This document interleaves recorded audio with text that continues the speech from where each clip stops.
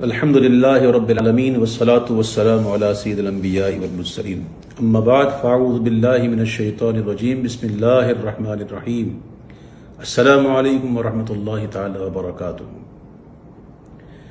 اس وقت میں اپنے سنی مسلمان بھائیوں سے مخاطب ہوں۔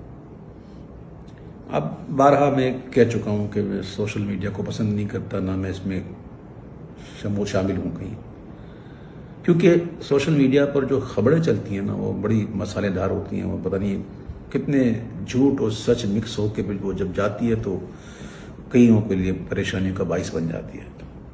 تو میں اپنا یہ اخلاقی فرض سمجھتے ہوئے اور اپنا ایمانی تقاضا سمجھتے ہوئے کچھ وضاحتیں آپ کے سامنے پیش کرتا ہوں۔ نہ مجھے کسی نے کہا ہے، نہ مجھے کسی نے کوئی پریشر کیا ہے، یہ میرا اپنا ذاتی فیصلہ ہے۔ سب سے پہلی بات تو یہ مشہور ہوئی کہ جناب اویس قادری نے اپنی بیٹے اور بیٹی کا نکاح جو ہے محرم میں کیا، جو کہ جھوٹ ہے، سراسر جھوٹ ہے۔ یعنی کہ پھر میری بچی کے بارے میں بھی کچھ لوگوں نے جو ہے وہ، خیر ان سے میری گفتگو ہی نہیں، ان کے لیے تو میرے علماء کافی ہیں انشاءاللہ، اللہ انہیں سلامت رکھے۔ تو یہ بات مشہور کی گئی، حالانکہ یہ جھوٹ ہے۔ میرے کسی بیٹے یا کسی بیٹی کا نکاح محرم میں نہیں ہوا، اور دنیا نے دیکھا ہے الحمدللہ 11 مارچ شب معراج میرے بیٹے کا نکاح ہوا اور ہزار لوگوں نے شرکت کی، اس میں سب جانا۔ اس طرح میری بیٹی کا نکاح ذوالحجہ کے مہینے میں ہوا ہے، 8 اگست کو، ذوالحجہ کا مہینہ تھا، اور اس کی تو ابھی تاحال رخصتی بھی نہیں ہوئی بھائی، اس کو بھی وقت ہے، دیر ہے اس کو۔ تو یہ کچھ وضاحتیں تھیں جو میں نے کر دی۔ البتہ یہ تھا کہ میرے بیٹے کا جو ولیمہ تھا نا، وہ تاریخ تھی 2 اگست۔ یہ میں آپ کے سامنے کارڈ پیش کر رہا ہوں، یہ تاریخ، یہ کارڈ دیکھ سکتے ہیں، اس میں لکھا ہوا ہے 2 اگست۔ لیکن 2 اگست کو کیا ہوا تھا؟ لاک ڈاؤن پورے کراچی میں، سب کچھ بند، کاروبار بند، مزارات بند، اسکول کالج سب بند، ہال بند، یہ سب ڈھکی چھپی بات نہیں ہے، سب بند ہو گئے تھے۔ تو یہ ہمیں کینسل کرنی پڑی۔ تو یہ ہے کارڈ کی سر ورق، جس پر ہم نے یہ یوں اسٹیکر لگایا تھا، یہ یوں، ٹھیک ہے۔ اس کے اندر پھر کارڈ ہے، اور وہ کارڈ بھی آپ کو دکھائی دوں تاکہ ان لوگوں کی زبانیں بند ہوں جو معاذ اللہ مجھے کہتے ہیں میں نے، معاذ اللہ سما معاذ اللہ، مجھے کہہ رہے کہ میں نے جان بوجھ کر جو ہے وہ اس مہینے میں رکھی ہے۔ استغفر اللہ ربی من کل ذنب واتوب الیہ۔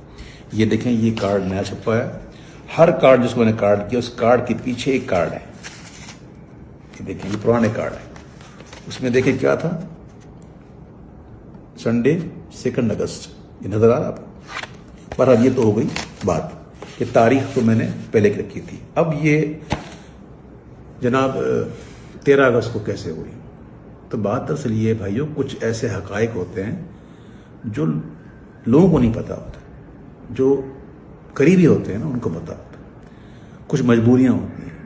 اب لوگ کہیں گے کیا مجبوریاں ہوتی ہیں؟ تو میرے بھائیوں، میں اس موقع پہ یہ دعا کروں گا کہ اللہ تعالیٰ آپ کو ایسی مجبوریوں سے بچائے۔ کسی کے ساتھ بھی ہو سکتا ہے، کسی کے ساتھ بھی ہو سکتا ہے۔ میں الحمدللہ جانتا ہوں کہ وہ کام جو اگرچہ جائز ہو لیکن فتنے کا باعث بنے تو اس سے بچنا ہی احوط ہے، میں جانتا ہوں۔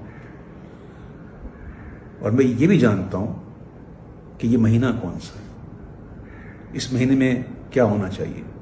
یہ جو کچھ میں نے کیا ہے، یہ کوئی مستحسن سمجھ کے نہیں کیا ہے، یہ ایک اضطراری کیفیت تھی، اضطراری حالت تھی، اختیاری حالت نہ تھی۔ لاک ڈاؤن ہوا، لاک ڈاؤن کے بعد بھی، عاشورے کے بعد بھی کوئی یقینی صورتحال تو تھی نہیں اس کی۔ اور ہال کا پتہ آپ کو کیا معاملہ ہوتا ہے کہ وہ ہال جو ہے وہ تاریخوں پر چلتے ہیں، تاریخیں ہیں ہی نہیں، کیا کرے بندہ۔ تو وہ پھر مہمان آئے ہوئے ہوتے ہیں، کئی باہر ممالک سے آئے ہوتے ہیں، جن کے جانے کا مسئلہ ہوتا ہے، جن کی ٹکٹوں کا مسئلہ ہوتا ہے۔ اور آج کل جانتے ہیں آپ یہ جو ٹریول کا معاملہ کیسا الجھا ہوا ہے، سیٹیں کہاں ملتی ہیں، کس طرح ملتی ہیں، بڑے معاملات ہوتے ہیں۔ تو یہ ایک ایسی کیفیت میں یہ کی گئی ہے۔ اس کے باوجود الحمدللہ، یہ میں بتاؤں الحمدللہ کہ ہمارے یہاں، میرے یہاں الحمدللہ شادی میں گانے باجے، ناچ ڈانس، پارٹیاں یہ نہیں ہوتی، چاہے محرم ہو یا نہ ہو۔ الحمدللہ میں امیر اہل سنت مولانا محمد الیاس عطار قادری کا تربیت یافتہ ہوں، ان کی صحبت میں رہ چکا ہوں، اللہ کا شکر ہے۔ ہمارے یہاں یہ چیزیں نہیں ہوتی، ہماری دھوم دھام تو بس یہی ہے حضور کا ذکر، اللہ کے محبوب کا ذکر۔ تو میں نے اپنے بیٹے کے ولیمے کو برائے ایصال ثواب امام علی مقام شہداء کربلا میں نے منسوب کیا اور ان کے نام کا لنگر مہمانوں کو کھلایا۔ اب ذرا یہ بھی دیکھ لیں کہ جو تقریب میں ولیمہ تھی وہ کیسی تھی، جس کے گواہ کراچی کے مستند بڑے بڑے مفتیان کرام، بڑے بڑے علماء کرام، بڑے بڑے سرا حضرات اور دیگر مسلمان موجود تھے جو اس بات کی گواہی دیتے ہیں، اور گواہی دی ہے انہوں نے کہ ایسا ولیمہ ہم نے کبھی زندگی میں نہیں دیکھا جس میں ایسی نعتیں پڑھی جائیں، ایسے مناقب پڑھے جائیں امام علی مقام کے۔ مغرب کی نماز با جماعت ادا کی گئی اور پھر 1 گھنٹہ پورا الحمدللہ 1 گھنٹہ سوا گھنٹہ ہم نے عشاء کا وقت شروع ہونے سے پہلے تک ہم نے یہ سلسلہ رکھا، سلام پڑھے گئے، مناقب پڑھے گئے، دعائیں کی گئیں اور پھر عشاء کی نماز با جماعت ادا کی گئی شریعت کے مطابق، اور پھر تمام مہمانوں کو جو ہے وہ لنگر حسینی کھلایا گیا۔ اور ایک اور بات بتا دوں کہ اس محفل میں میرے بیٹے کا سہرا بھی نہیں پڑھا گیا۔ بہرحال جو میری ایک وضاحت تھی جو میں سمجھتا ہوں انشاءاللہ آپ لوگ ضرور سمجھیں گے، اور مسلمان کو آپس میں محبت کرنا چاہیے۔ اس کے علاوہ سوشل میڈیا پر کچھ چاہنے والوں نے میری حمایت میں جو ہے وہ بڑے بڑے دلائل پیش کر دیے، یہ کر دیے، وہ کر دیے۔ تو بھائی میں یہاں جائز ناجائز کی تو بات کرنا ہی نہیں بیٹھا، نہ مجھے اس میں الجھنا ہے۔ بس میں یہ سمجھتا ہوں کہ ماہ محرم میں یہ ایسی تقریب جو ہیں شادیوں کی یہ مناسب ہی نہیں، لیکن کچھ مجبوریاں انسان کی ہو جاتی ہیں۔ ہر سنی کا دل امام علی مقام کی محبت سے لبریز ہے، اور کربلا میں جو ان کے ساتھ ظلم و ستم ہوا اس پر دل مغموم ہے، اور یہ دل مغموم صرف محرم میں ہی نہیں ہوتا، یہ جب بھی ان کی یاد آ جائے۔ کیا آپ نے نہیں دیکھی کبھی محفل میں منقب پڑھتے پڑھتے کیا مجھ پر دقت نہیں ہوتی؟ وہ کون سا محرم ہوتا ہے؟ تو بہرحال الحمدللہ اللہ کا شکر ہے کہ ہمارے دل میں ان کی محبت ہے۔ سیدی اعلیٰ حضرت کہتے ہیں کہ جس کے دل میں غم نہ ہونا ان کا، تو اس کو یہ غم ہونا چاہیے کہ غم ہے کیوں نہیں۔ تو اللہ کا شکر ہے کہ ہم اس ماحول میں پلے بڑے ہیں جہاں الحمدللہ اہل بیت کی محبت لائی جاتی ہے۔ تو میں عرض کر رہا تھا کہ میرے کئی سنی بھائیوں نے جو ہے ماشاءاللہ محبت میں آ کر بڑی معاملات کیے، تو میں ان سے ہاتھ جوڑ کر عرض کرتا ہوں کہ برائے مدینہ کسی قسم کی اس قسم کی کوئی تقریر یا کوئی آپ نہ کریں، آپ کی بڑی مہربانی۔ میں سادات کا ایک ادنا غلام ہوں، میں ان کے در کا ادنا فقیر ہوں، میری اپنی کوئی عزت نہیں، میں ایک ذلیل انسان ہوں۔ میری جتنی عزتیں ہیں سب ان کے نالین کے صدقے میں، حضور کے نالین کے صدقے میں۔ تو سادات کرام یقیناً اس قسم کی جو بناوٹی خبریں سن کر ان کے دل پر تو ناگوار گزرا ہوگا، اور انہوں نے جذبات میں آ کر باتیں بھی کی ہوں گی، ان کا قصور بھی نہیں ہے اس میں۔ اب میں نے حقیقت واضح کر دی، اور امید ہے انشاءاللہ یہ سادات جن گھرانے کے وارث ہیں نا، جن گھرانے کے یہ منسوب ہیں، ان کی تو گھرانے کی شان ہی درگزر کرنا ہے، تو یہ اپنے اس فقیر کو انشاءاللہ ضرور درگزر کریں گے۔ میری وجہ سے آپ کی دل آزاری ہوئی یا کسی کی بھی آزاری ہوئی تو میں ہاتھ جوڑ کے آپ سے معافی چاہتا ہوں، مجھے معاف کیجیے گا۔ میرا حال اور میرا مستقبل جو ہے، میرا جو ماضی ہے وہ آپ جانتے ہیں کہ میں کس ماحول کا پلا بڑا ہوں، الحمدللہ رب العالمین۔ تو یہ کچھ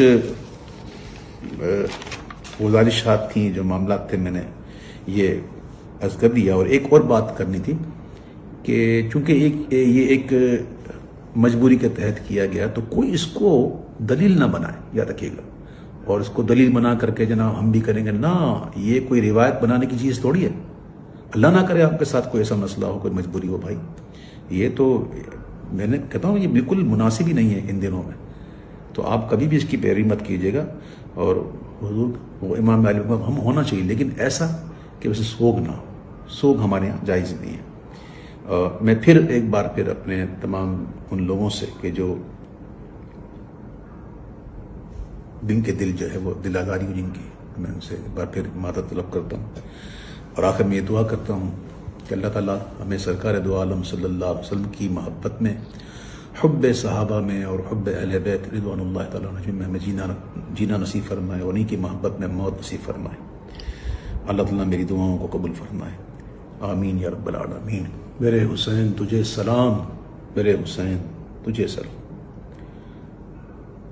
انہیں سلام منور یہ چاہتا ہے جی، تمام عمر لکھوں اور نہ ہو تمام سلام۔ السلام علیکم ورحمۃ اللہ وبرکاتہ۔ دار المطالعہ مدنی یوٹیوب چینل آپ کے لیے لاتا ہے علماء اہل سنت کے اہم بیانات اور مزید آپ کے سیکھنے کے لیے بہت کچھ۔ اس کے علاوہ دار المطالعہ مدنی کو آپ جوائن کر سکتے ہیں واٹس ایپ پر، ٹیلی گرام پر اور فیس بک پر بھی، جس میں آپ دار المطالعہ مدنی کی مزید تحریری اور تقریری خدمات حاصل کر سکتے ہیں۔